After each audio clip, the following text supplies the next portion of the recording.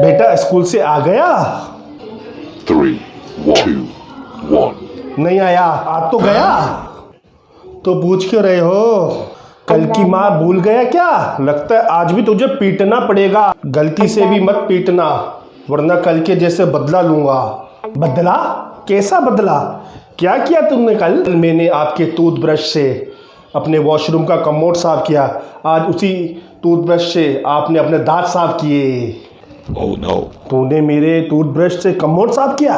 सुबह से ही सोच रहा हूँ कि मेरे मुंह से बदबू क्यों आ रही है।